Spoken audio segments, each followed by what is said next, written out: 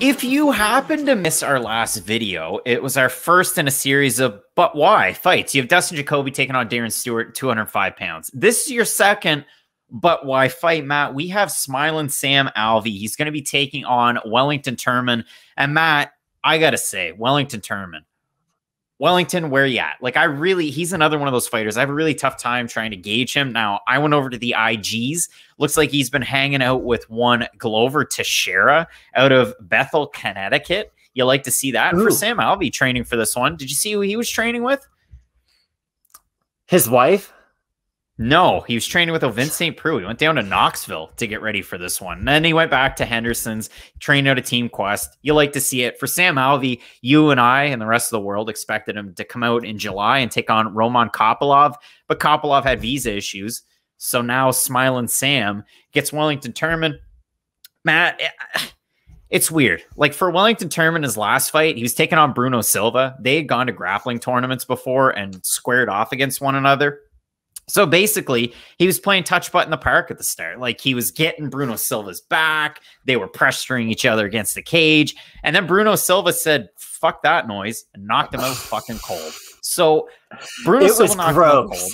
It was really gross. And then if you look at it for Wellington Turman, like, this is a guy that had a lot of promise coming into the UFC. He's only 25 years old.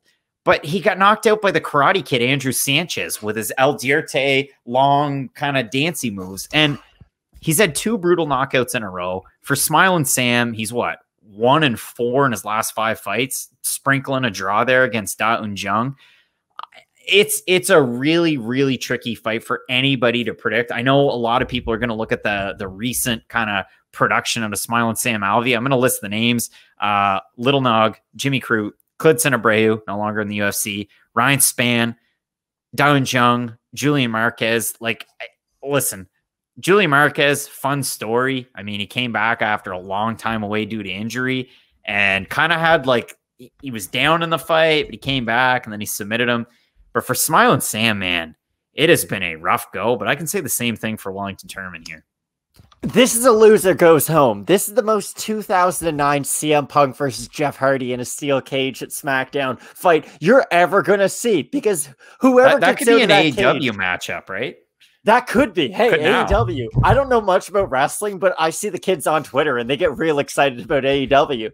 Here's the problem. Wellington Turman's not a UFC caliber fighter, and I don't think Sam Alvey is anymore either. Sam Alvey was at one point. And again, these are the types of quotes that would make Julian Marquez say, I'm never going to do an interview with your channel, but I can sleep fine at night knowing that. So Sam Alvey's reached kind of this Andrei Arlovski stage of his career where his wins just come from him having slightly more volume than his opponent and them getting tired trying to knock him out. It's a very niche way to win a fight, but it does happen over and over again, and you laugh because it's kind of true. Like, even look at the Ryan Spann fight. That fight was dangerously close because Ryan Spann's throwing a lot of power shots thinking he knocks Sam Alvey out.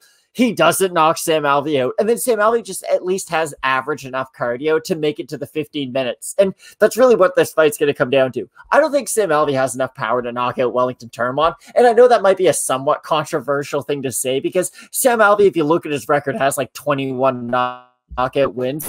What about Marcin Prachnio, Matt? Marcin Prachnio is hot trash, Craig, and I'm not afraid to say that on camera. He's not that great of a fighter, and he basically walked forward with his hands down by his waist. You can't be getting away with that kind of stuff at the UFC level. Your internet connection's hot trash. Oh, it might be, but my points are still valid. This is the thing. Sam Alvey could win this fight just by getting to the final belt. Because the thing about Sam Alvey is he's going to have that weird underbite mouth guard that the commentary is not going to appreciate. Understand he broke his jaw. It was a serious injury. And he's going to move back a lot. He does have that kind of Tyron Woodley aspect to his game where he gets his own back to the cage knowing that his opponent's at least going to move forward. If I know my opponent's moving forward, that at least gives me somewhat of a predictability to their movements. For instance, if you just leave Adesanya in space where he can move forwards or backwards, it's going to always have a question in your brain. There's always going to be this hesitation because you don't really know what he's going to do. If I'm moving backwards, yes, that's advantageous for my opponent, but at least I have a pretty good idea as to where they're going. They're going to be moving into my shots a lot. With Sam Alvey, he does like that pullback left hand. It's kind of Conor McGregor-ish, but without the speed and without the power. Again, if it lands, it will have some damage. But again, he really only lands those powering shots against fatigued opponents. Look at the Julian Marquez fight. That fight was really only close because Marquez doesn't have great cardio. Sam Alvey was, you know, just being consistent, staying in that fight until he gets wobbled and then, of course, submit it. That's why, again, this fight comes down to if Sam Alvey cannot get hurt. If he gets wobbled, then he probably will get finished up against the cage. If he doesn't get hurt, though, I could see him just 1-2ing in the air a la Jody Escobel, and he could probably win a decision that way. I mean, I look at this one. Sam Alvey just got his Brazilian Jiu-Jitsu black belt. Sam Alvey also just went on a plane, and I'm gonna, you know, I just said his name twice. It's like Beetlejuice because Matt makes those mistakes. He's got to play the Beetlejuice game. You just keep saying the guy's first name and last name. Call him something else. Call him like fella or pal or buddy or bro. But I looked at it. If you go to his Instagram, he's wearing a mask, and I'll put it up on screen, and it's got a clear piece in the front so he can smile.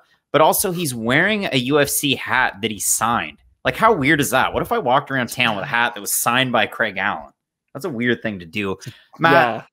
I look at this one. I mean, Sam Alvey's 10 years older than Wellington Turman. He opened. The line was right in the middle at par. Alvey right now, plus 115. Turman, minus 141 or thereabouts. If you have a look over on Tapology, really close. 908 total votes. 56% Turman, 65% by decision for the 44% that have Alvey. There's actually 51% that have him by knockout in this one.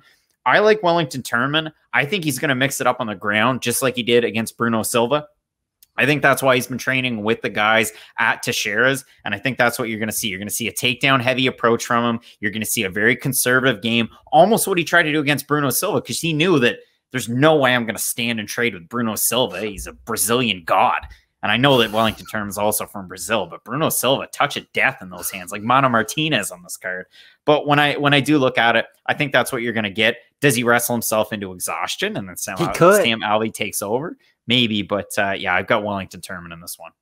No, I agree 100%. And he probably will go to the grappling. That's by far the easiest path to victory, because if you could at least have good moments grappling with a guy like Bruno Silva with his type of physical strength, then you should be able to at least wrap up Sam Alvey on the mat.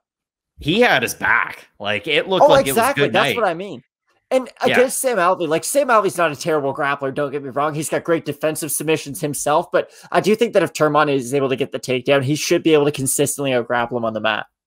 Both of us going with the younger fighter here in Brazil's Wellington Turman. Let us know down below in the comments section who you had, because this fight, it was line close. It's an even fight. And yeah, it's probably a loser goes home. Unfortunately, we're both going with the Brazilian fighter in this one. You're not going to want to miss the rest of the videos, including the Ultimate Fighter battles. Big time middleweight action on this card, and a great one at featherweight, the main event, Giga Chikadze and Edson Barboza Jr. You're not going to want to miss. Keep it locked in with Fight Night Picks. As we always say, let's get into it.